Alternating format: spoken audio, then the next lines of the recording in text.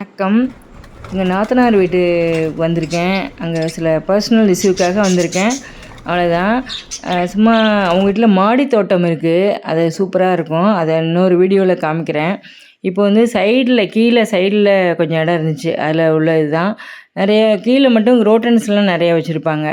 இந்த மீன் தொட்டி இருக்கு இல்லையா, அதில் உள்ள தண்ணியை மீனை எடுத்துகிட்டு கொஞ்சம் தண்ணியை எடுத்து செடிக்கெல்லாம் ஊற்றுனா நல்ல உரமாக.